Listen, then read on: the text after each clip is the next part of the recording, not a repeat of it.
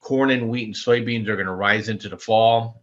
I'm convinced. I can see it in the charts. The food processors are going to make money until basically the wholesale catches up to them, and then they're going to be screwed too. They're going to be too high. But yeah, demand destruction. They talk about with the Federal Reserve, well, we got to have demand destruction. It's like it's an academic exercise, but in real life, that means people aren't eating, people aren't driving, people aren't working, people aren't buying things, and that ripples all the way through. And then when people lose their job, it's not like, oh, he just lost his job for 6 weeks because we did demand destruction. Those jobs don't come back in some cases, or if they come back at a lower rate, and people just never get off the hamster wheel.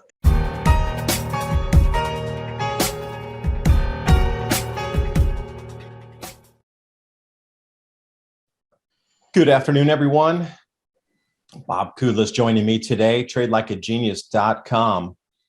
Now, if you'd even watched our interview from last month, how many things have come to fruition in just these last 30 days that we were talking about?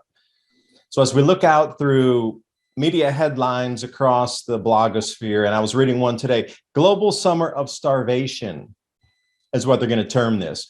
And we've seen a lot of countries get into the panic mode, knowing that their governments will be toppled if they do not keep food resources in their borders. So, looking out, we could look for food nationalism or resource nationalism, where things will not be exported. Prices are going to continue higher for energy, and that would include natural gas across the rest of the planet. Like the U.S. might be staved a little bit because of the loading terminal damage that has ceased some of the exports going outbound to Europe. But we're still looking at absurd gasoline prices, which looks like they don't or won't come back down. The reprogramming of pumps across the U.S. for $10 or 4-digit gasoline just shows where they're already and companies are intending for prices to move to. Then how that's going to curtail the entire economy as we go into depleted crop yields based on non-availability of fertilizers, farmers taking prevent plant because it was too expensive to plant, or they didn't have the actual farm inputs to get it in the ground. The intention versus what's really happening is now very stark. We're setting up to something we haven't seen. I'm not even going to say in multi-generation, it'd be more than multi-century. We're indeed in a special time, and it's really going to start to culminate right now as awareness of food, lack of food, resources being hoarded by countries and then by individuals. And it's just going to start spiraling from here. So, Bob, I appreciate you joining me. And as always, I'm trying to pick your brain for ideas as we move through, as well as everybody watching, so they can get a glimpse on how our society and world is moving economically. But that is also the next step up for the society, how it's going to move and how people will behave. Probably not in a very nice, polite way this time. When it comes to your food and your children starving, your politeness is probably going to be the first thing that goes out the door. But anyway, Bob, thanks for joining. Hey, thanks for having me. First of all, I want to just start off with some good news, is that the summer of starvation is not America, by the way. Okay. Oh, no. So we'll be one of the last countries. Thanks. Yeah. If you're in America, look, it's just going to be the summer of, as I told a lady at Trader Joe's when they only had jumbo eggs instead of large eggs, it's going to be the summer of we're pissed off. Okay. And just because a lot of this stuff is shooting themselves in the foot here. So I shot Dave a note, probably throw it up there when he puts this out there, about the increases of the basically all the fires across all the infrastructure around food tech and food processing. So there is a fifth column at work. I don't care what anybody tells me, and I'm not a conspiracy theorist. Okay, I'm probably the least conspiracy theorist person out there. I always look at everything jaded. But math is math, and this is just ridiculous in terms of standard deviation away from the norm here. Now, is it the New World Order? Is it the WEF? Or is it people just trying to cash in on insurance? I don't know. All I do know is that when these things happen, they're causing, and these are very strategic kind of thing, fires. The baby formula one just happens to be where we only have one approved baby formula factory in the United States, which is a crime in and of itself, because that's government not in action, okay? But I think there's good news with all of that as well, because I think these oligarchies and these these monopolies now are going to, just by the nature of people being so annoyed and aware, I think are going to start to go away. There will be more than one baby food factory, formula factory going forward now, just based on this. Just yesterday, we're big in uranium, as everybody knows. We've been talking about uranium for years. Is that 2 days ago or 3 days ago, Biden wants to have some sort of a defense authorization around basically fuel cells and around solar panel production. Yesterday, it was we're going to buy $4.3 billion worth of enriched uranium domestically. And we own Quad U, which is the domestic producer of uranium. And we own CCJ, which is in Canada, close enough for me. And there's UEC, which has the largest reserves in the ground in the United States. Winner, winner, chicken dinner. We had follow through on it again today. And so I think we're going to start to see the move in uranium. Australia now is starting to ignore their green energy crazies, and they're going to add uranium to their renewable mix. I think it's a smart move. And just so everybody knows, I am a very conservative person, but I love uranium. I love nuclear. I am pro-renewable. I am anti-government getting in front of a natural progression of technology, because that's why we are where we are today. And we put ourselves in a position where Russia felt very comfortable being able to make the moves they made, because we basically make their economy profitable above $90 oil for them. Same with the Saudis, same with the Iranians. We put them all in a position now where people that would like to do us, if not direct harm, but indirect harm, in a position of being able to do so from an economic standpoint. The good news for us is United States, Canada, Mexico, we're resource rich. And then I think what we're going to see here is a collapsing of these commodities. You saw lithium mine in Mexico. Mexico is going to nationalize their lithium mines. You're going to see it with food. India's starting to pull back. They have to. I don't think an Indian government that wants to stay in power is going to export their wheat to a third world country and then find out they don't have enough wheat for their own people. So you're going to start to see that. China got ahead of this game. They knew this game was coming. They caused the game. And so they went ahead and they have 70% of all the stockpiled grains out there. Now, if they don't stay ahead of this, they're in big trouble. But from our standpoint, from Trade Genius's standpoint, is that we've been heavy energy. To pat myself on my own back here is that, we've been in the right stuff here for a long time, but not just in the trades we give, but in my own personal longer term portfolio, we've been raising cash and drifting towards energy for the last 12 months. And we're at the high water mark. I didn't check today yet on all my portfolios, but yesterday we hit a high water mark as I was raising 40% of my portfolios in now cash, just because the energy is dominating so much. Now, will that end? I think so. We'll probably push through the summer here. It's almost a foregone conclusion we'll double top. So oil will probably hit the low 130s again. It's pushed to 123 today, so that's not a big stretch. But probably by the end of summer, we're going to be in a situation where there's going to be enough demand destruction. There's probably going to be some sort of accommodation with Russia going into the fall, just because Europe can't tolerate it anymore. The Russians definitely want a deal. They wanted what they wanted, and they got what they wanted. And, they're going to force Zelensky into a situation where that conflict's going to end. I think it brings oil prices down, and then it's going to bring fertilizer prices down. But before then, we're going to still struggle with 2023 food. And then I think then we can kind of see where 2024 holds out. Now, my only caveat to all this is that, as Dave knows, is that the climate change with the grand solar minimum and Australia being ice cold again, and the Pacific remaining cold, is that I think we're going to get some sort of macro black swan in one of the growing regions. Which one? I don't know. Dave, you're better at it than I do. I just have this feeling watching the patterns that we're going to get hit somewhere. United States is not coming out of this very, very good in terms of good to excellent growing. We bought CORN, we bought soybean SOYB for the summer in our ETFs for Trade Genius, and we expect those to move higher. So that's my macro view on this. I'm strong energy. Look, natural gas, uranium will push past oil prices. Oil will come down, but uranium is on its way. Look at 2002 to 2008. That's uranium. Natural gas, even though this terminal blew up, which is a blessing for us, they're going to they'll get that ship righted, and we're going to be exporting natural gas to Europe for the next couple of years.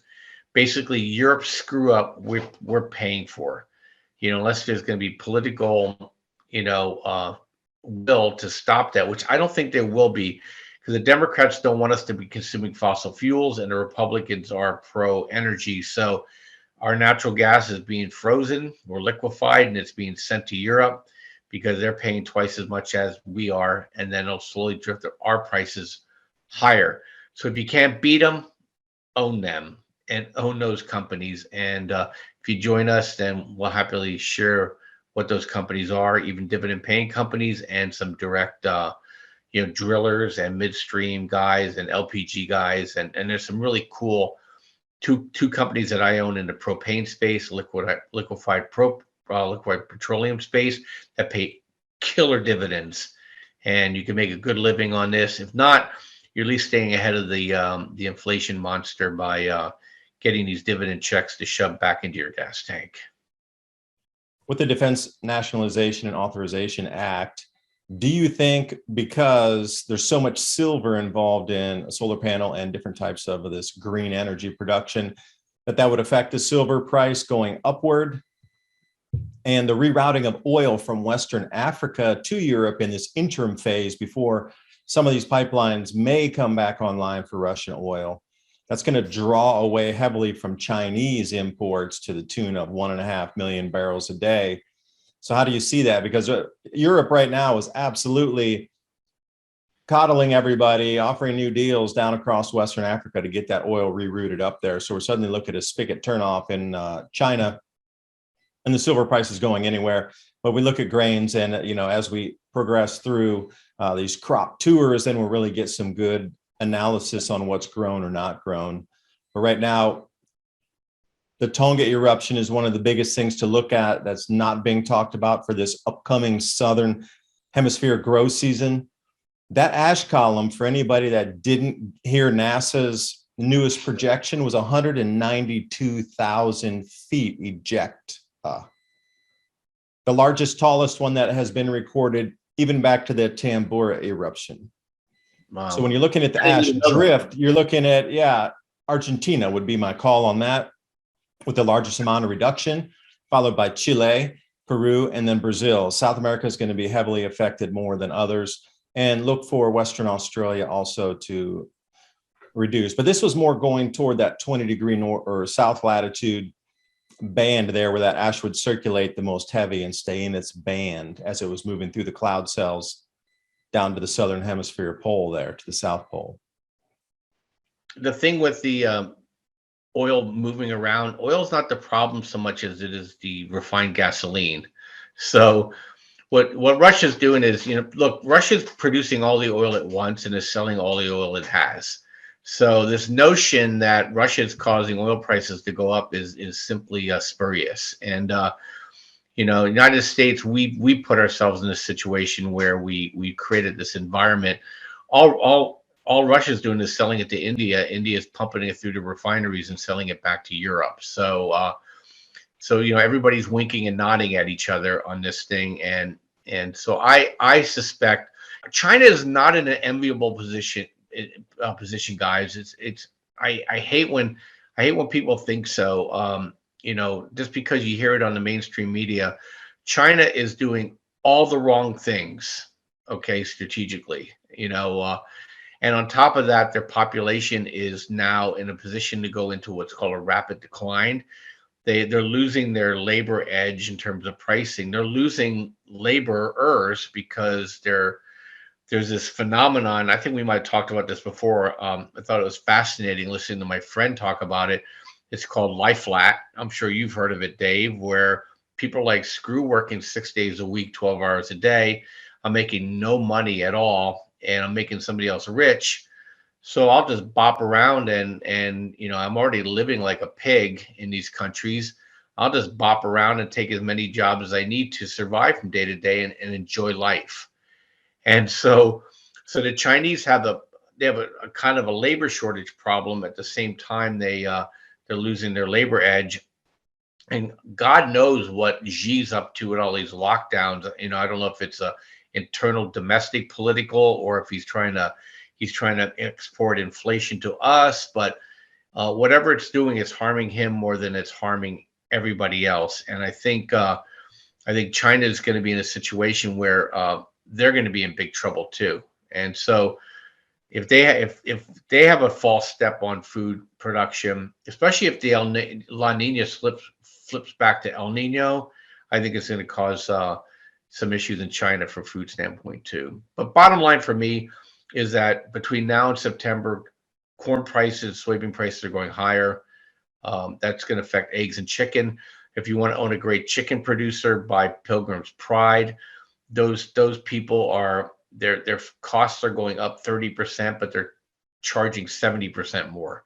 So they're expanding their margin. I'm waiting for them to get dragged into a congressional hearing because they're chicken producers and they're just far outstripping their costs to take advantage of people being afraid and trying to get their hands on these birds. So I guess they've not been affected by the avian flu that's been ripping around, but they're making a mint right now. Yeah, let me pick your brain on corn deliveries here. I've been having a few conversations up with a couple guys I know at the CBOE, which is, if you got the contracts for corn or wheat, you take delivery up in Chicago. Now, a couple different things are happening here. First, the amount of contract that are going to take delivery this year is the highest ever recorded in human history. The amount of contracts, normally around 5% that take physical, most of them cash settle. But this time they're looking upwards of 15, maybe 18% of all contracts out there want physical delivery. They can't facilitate that. They don't have enough contract growers for that or clearinghouses to bring in growers to actually facilitate that. That's one. The amount of fines that these clearinghouses are going to be fined per day because they can't deliver on contracts is going to wipe out a few of them. But the most fascinating thing for me is they're already saying that even if they get it, they're having a barge shortage and they're having a rail car shortage. So I just don't understand, even if they can get the corn or wheat in under their belts, they're not going to be able to move it. And then there's non-delivery. So, walk me through that as a mind experiment. If they're not able to deliver on contract, I have it, I want physical. Oh, I can't get transportation either. So how is this going to, throw out, I guess, some sticky gum into the works here? Because, and trailing that on, if these factories can't get their input source, they're just going to start laying off people, or they're going to close the factories, and that leads in higher unemployment. And the daisy chain can go pretty far on this one. Yeah, they'll declare some sort of force majeure. You think they will? Oh, they cheaters. Yeah, or the government's going to get engaged and force these things through the supply chain. So these models with these middlemen, look what happened with nickel with the LME, right? So everything got all these guys are all going to get blown up because they're also, you have to understand, they're trading against their position so that they can protect themselves. But if they can't deliver and they're short, you know what I mean? Goodbye. And that's what's going to happen. So a lot of these guys are going to blow up, and that will ripple through the banking system too. So I have a feeling they're going to force majeure these things, and they're going to try to figure their way through this process. What I don't know is, do we have a lot in storage right now, or is everybody waiting to get their hands on what's coming out of the ground this year? That's a little bit beyond what I look at, because I'm primarily looking at just a more higher level. Is there enough coming out of the ground? But corn, right now I think there's a 10% move in it. We just got a buy signal on it. We're definitely, and I'm talking the ETF, buy signal hit around 27.50. I was already in it. But we're looking at probably 30.31. So that's grain at basically the commodity level, a 10%, move higher. And I'm talking to you guys, but I'm actually looking at a chart at the same time. So if I'm looking like I'm looking weird, that's what I'm doing here. Is that right now, the last time we had a move here in February, we had a 21% move. And then the next buy signal we had was flat. The next one was a 6% move. And then this was basically a flat move. This next move coming up is likely to be a 12 to 15% move higher. And this is when you look at year over year, we're year over year 20% higher already, Dave. So, all this stuff ripples through the chain as we go on. And, corn, soybeans the same way. Wheat and barley, you can get away with probably putting less fertilizer in the ground, but corn is a food fertilizer suck. It definitely needs fertilizer, and soybeans can produce some of their own. I also noticed nitrogen, because I follow a nitrogen company that produces it from natural gas. They create their ammonia and or ammonium for fertilizers, and people just stopped buying it because it was so expensive. I think it got to $1,000 or something like that, and people just stopped buying it, period. And which is scary because nitrogen and potash are the two big boys that get put in the ground. So look, you don't have to look any further than Sri Lanka. See what happens when you cut back on fertilizer. They lost 10% of their rice crop, and people are starving. You notice that dropped off the news.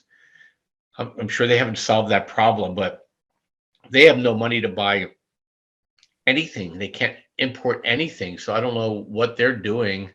I mean, that's going to be a failed state. And these are the kind of things that cause wars, when you don't get enough food.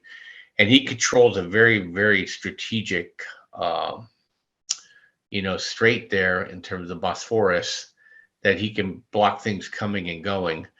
That's the reason why I think Russia is going to probably relent at some point, because they have to use that strait to get goods out of their country.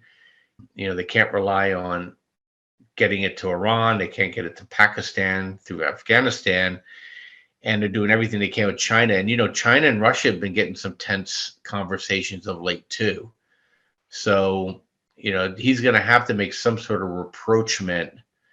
Look, if France already said, they'll do whatever, right? So France and Germany will relent. They'll force Zelensky, and then I think, we're going to, basically that geopolitical is going to end, because if it doesn't, then I think 2024 is going to be the year of worldwide starvation. Yeah, I was seeing that some of their shallower water ports, I forget the name, it starts with a T. It's right there at the Black Sea. They're rerouting the oil down to the Baku pipeline and then sending it through the BTC pipeline down to Ceyhan, which offloads into a deep water port off of Turkey. So they're doing that zigzag, but it's costing a little extra. But there's buyers down there waiting to siphon it up, specifically Indian ships. And, you made a real good call last month when you were saying that look for the price of fertilizer to drop, because it did. It kind of peaked out, and then wham, it dropped off a good 10, 12%.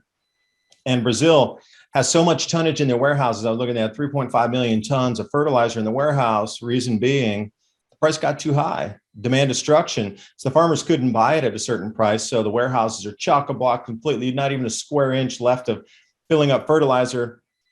So now the prices are starting to drop. And you'd made a very specific call last month that fertilizer prices were going to drop through this first phase, and the real shortages would start in 2023. Well, I'll be very in agreement with you on that, especially as we move through. Another caveat to look at is, people are going to start to understand these food shortages. They'll have to grow their own food, and there's going to be a run on farming tools and things that you can buy. And then we'll watch all these prices increase again next year. I think this kind of goes into the fall. People say that's good news, but it's good news, bad news, because the farmers don't need the fertilizer right now. And so, they and they're not sure they're going to plant next year. So it's going to be, because it's not just a fertilizer problem. The people that I know at farm, I don't have to tell you, you're a farmer now. So a lot of these guys need diesel and propane, and it's lights out expensive, and you can't dry your stuff anymore. So, I'm pretty familiar with a farmer in Pennsylvania, And they're doing all kinds of crazy things to swap instead of trying to dry their own stuff. They're do I leave the stuff in the field longer? Do I take a risk there? They basically said, hey, look, we're going to now make more of our own animals because of this, and we're going to basically chop our own feed, because we need to control more of the supply chain, because the price between that level and the retail is cataclysmically wider now, and the farmers have to vertically integrate to be able to make money. But yeah, fertilizer's down till September. Then I think it's going to pop.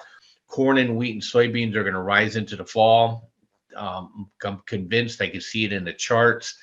The food processors are going to make money until basically the wholesale catches up to them, and then they're going to be screwed too. They're going to be too high. But yeah, demand destruction. They talk about with the Federal Reserve, well, we got to have demand destruction. It's like it's an academic exercise, but in real life, that means people aren't eating, people aren't driving, people aren't working, people aren't buying things, and that ripples all the way through. And then when people lose their job, it's not like, oh, he just lost his job for 6 weeks because we did demand destruction. Those jobs don't come back in some cases. Or if they come back at a lower rate, and people just never get off the hamster wheel. So where does that leave us if we have a real drought-ridden, grow season where nothing really matures, ears are smaller, kernel sizes are smaller, everything is reduced in yield? Then what?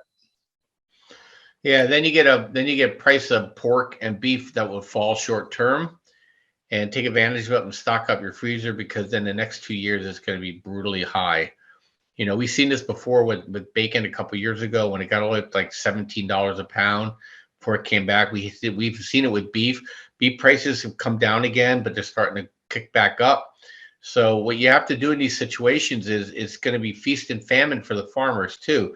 When they have to dump their animals onto the market because they can't feed them, is that it causes a short-term glut. That's when you have to buy.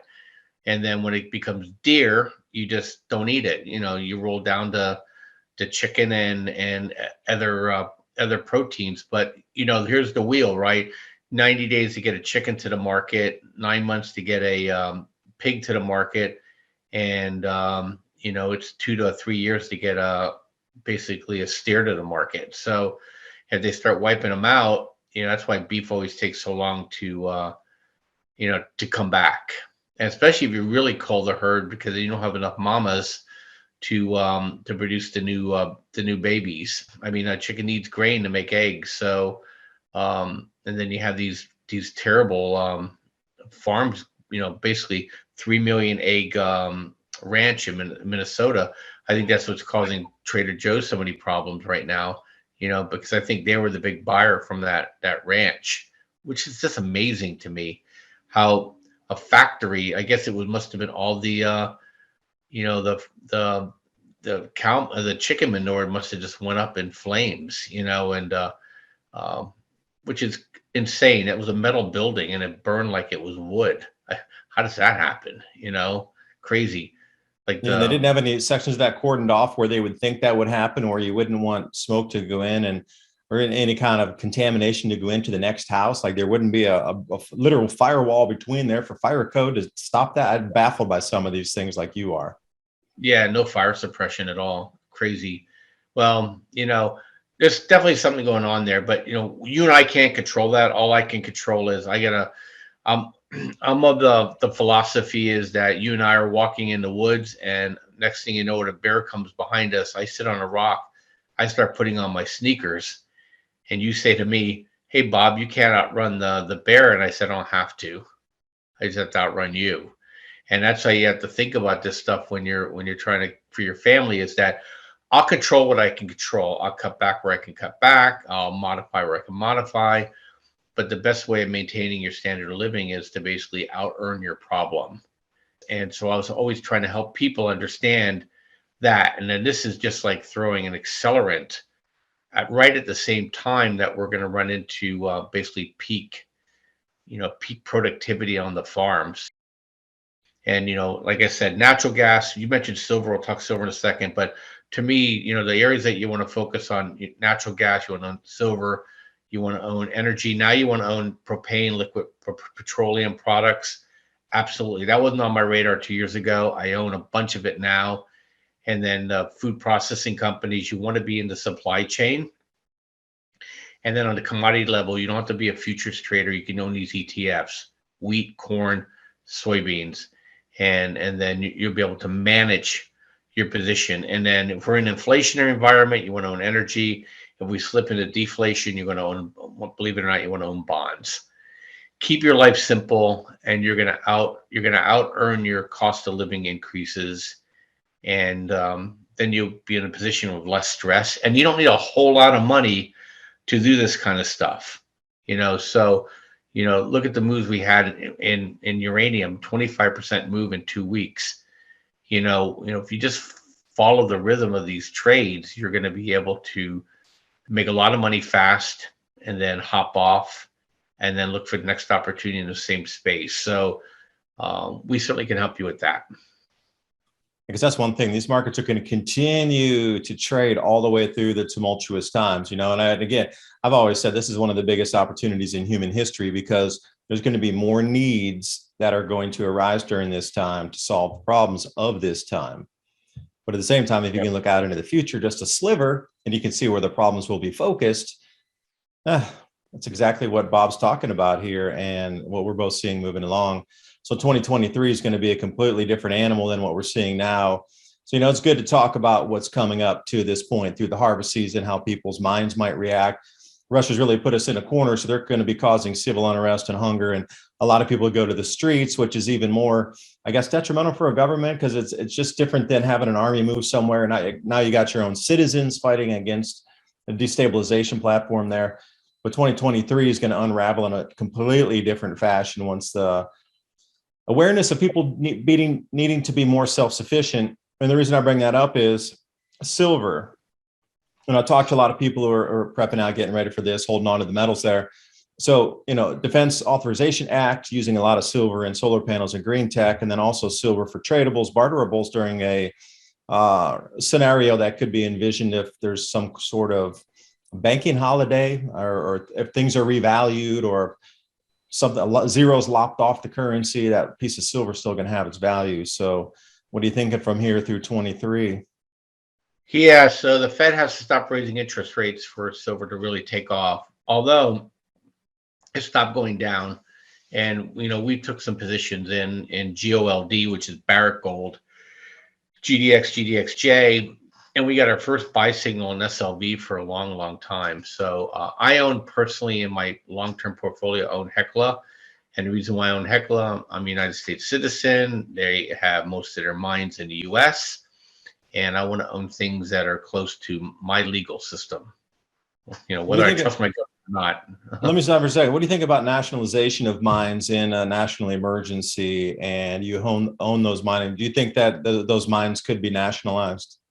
Not in the United States. They're going to do this defense authorization, execute whatever it is called, to force them to produce. You may get a situation where, but Congress has to approve it. Biden just can't declare an emergency and start doing price controls all over the place. There'll be a lot of lawsuits on that. They'll have to justify it. But yeah, look, you're going to see pressure. You're already hearing people screaming about we need windfall profit taxes on energy producers. So yeah, I would start seeing it.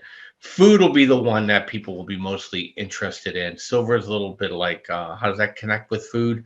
But food prices, you're going to see companies like Pilgrim's Pride getting dragged up in front of Congress saying, hey, the cost of your product went up 30%. Why are you doubling the cost of food?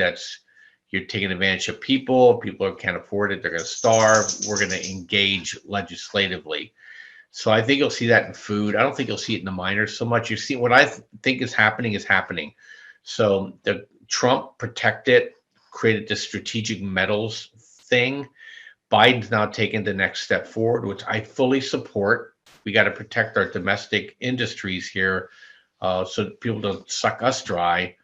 And I think you're going to see other countries going to go tit for tat, because people are starting to understand now, saying, oh, shoot, Europe and the United States China have been sucking our countries dry. We have nothing to show for it. So you're going to start seeing more nationalization to mines outside of what I call the big five, what do you call it, the big what is the Five Eyes countries, right? So and I think you'll see Argentina will do it too because they're chronically in debt. They'll probably nationalize mines there. And but United States, Canada, look, keep your money in United States, Canada, Australia. I mean, look, I'm in my backyard. I already replaced 15% of my grocery purchases, and I have a small yard.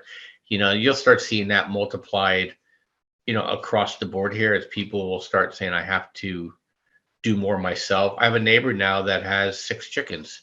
He doesn't buy eggs anymore, and so you're going to see more and more of that kind of stuff, and where people are gonna try to control their own personal supply chains, which is a great idea, and forget Trade Genius trying to pitch my services kind of stuff. And you talking about Grant Sullivan, there's tremendous opportunities here.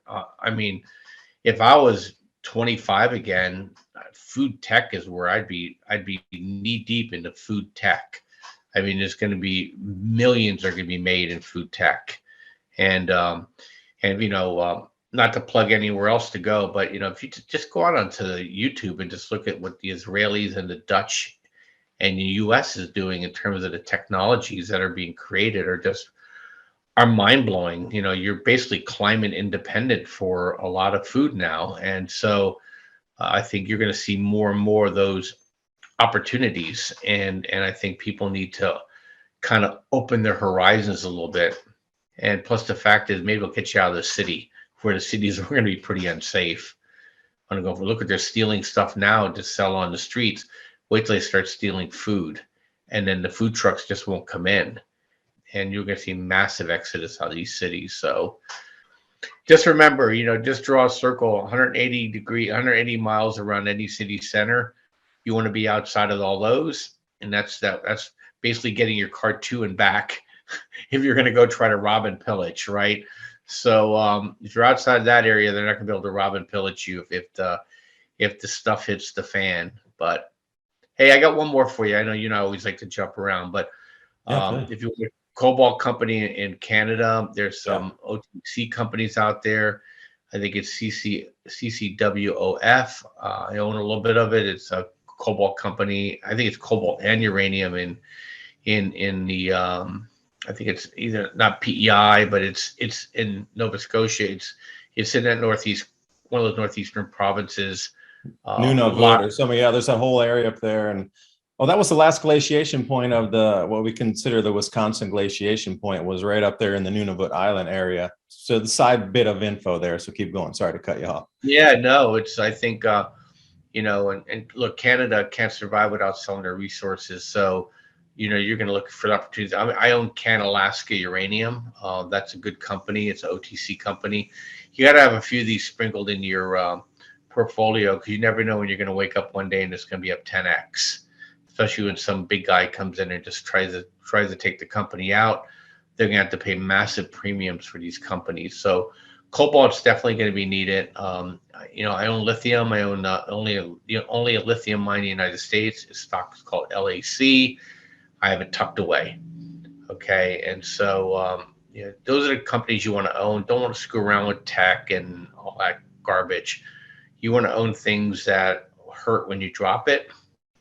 Okay. And that people will need when they're starving. Okay. But that means like a piece of metal on your toe. Ouch. You really are talking about physical metals, because moving this green agenda, they're going to need metals. They're going to need an enormous amount of metals if they're going to really push it. I mean, you could probably do a whole show on just listing the metals from A to Z that are going to be needed in this conversion just to green tech. Well, why don't we do that? Maybe let's do July. We'll just walk through the charts. Does that sound fair? Yeah, and just focusing on metals and grains, and things that you put in your belly that can keep a society moving forward. But at the same time, that set of meetings that was going on in Davos, Switzerland, they had already said that there was over $100 trillion already pledged to this green conversion as of this year in financing. So this is not going away. It is going to continue in its journey down, however far it needs to go. But there's a lot of metals that are going to be involved in this, and most of them are not above ground right now at the level they need to get us even 5% of the way down to where they envision this 100% renewable energy world that we're going to be living in. So between there, that's going to be a long journey, and there's going to be a lot of companies that are going to benefit from that. Yeah, look, you can only fight it so much. Unless you're overtly doing something immoral, it's okay to invest in these companies, okay? Unless you know what they're producing is an immoral product. But you whether you agree or disagree with renewable energy or the Green New Deal, I think it's coming regardless.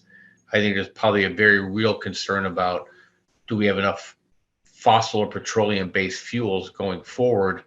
So it's legitimate to look at these things. It's illegitimate the way they're going about doing it, but definitely we're leaning that way. Look, I just saw a boat totally 100% solar. Okay. I see you're going to start seeing these things come up. I've seen all the harbor cruising boats now are basically battery solar, no problems. And now you're seeing this incredible wind technology with kites. You've seen the kite sailing on these massive 14 to 15% reduction. See, we just need to apply our engineers to these problems, and you're gonna be able to reduce the cost of energy in the supply chain. If government gets involved and they just subsidize the wrong crap for the politically connected, versus letting these prices go where they go normally, and allow technology to create cheaper and cheaper. And that's what happened when Trump was in. We were basically taking advantage of the efficiencies that were coming into it, and he just added supply to that and created basically a Goldilocks scenario around between $40 and $60 a barrel. And so people don't realize the United States, we're profitable $40 to $60 a barrel. Russia and Saudi Arabia are not. And we're the idiots that let them now make money on energy, where we could have sat at $40 to $60 and just keep driving domestic production and driving technology and but anyway, I'm on a horse now. But that's not very global agenda there, Bob. You sound so nationalist. You're not allowed to do that. We're in a global agenda. How dare you? Yeah, well, I think what's going to happen is that the globalists are causing the national agenda to come forward. It's so funny. They did the League of Nations, and what did we get? We got World War II, right? They do the UN, and what do we have? 50 years of conflicts all around the world. Now there's WEFs coming in, and we're getting populist governments going to be populating throughout the whole United States. I think it's whatever they call it, the fourth turning. I think it's all part of it. So, we're getting tribal, okay? And these long supply chains to benefit some rich dude somewhere else is not going to fly when people are like saying, hey, you know what? That corn's not leaving Pennsylvania, okay? It better be going in my belly, or it better be going into my cow or pig or chicken or egg, okay? And then I'll buy it here, versus you shipping it all the way to China and then have me pay twice as much for the food because you just sent it over there on a sweetheart deal. So I think you're going to see a lot more of that kind of stuff. And then I got to run. I can't believe the time always flies with you, Dave. But check us out. Trade with us. We're doing TradeGeniusAcademy.com or TradeLikeAGenius.com. Promo code Father's Day, one word. The bundle is 65% off. We trade stocks, we trade crypto, we trade the futures markets. We'll even teach you how to do this stuff. We have algorithms, you have access to them. So it's a good system. You're making money. I'm happy to show you guys the system next month. I think you'll like it, and we'll walk through all the commodity companies. I'll show you some good dividend paying companies, and look, you can stay ahead of this beast, okay? And be one of the winners out of this. Don't be one of the victims. And you don't need a whole lot of money to trade, and we'll show you how to do it. And as Dave will tell you, I'm not a Lambo guy. I don't promise you riches, but I definitely will keep you ahead of the game and put you in a situation where you'll have life lessons and skills to be able to independently take care of your family. And that's the way we need to think, bringing it back again, taking care of our families in a local fashion where everybody benefits, because humanity is working together versus fighting each other. And again, this whole top-down approach of million-mile delivery chains, not going to work. And the changing magnetic field of the sun might also have some effects on how our brain is also behaving and perception of reality. So you're going to see a lot of changes coming through. But Bob, thanks for the info. I got a whole note list here as you were talking. And I do thank you for sharing your ideas today. And everybody out there, I'll put the link in the description box below so you can just go click and go. You don't have to type anything into your browser bar, make it that much easier.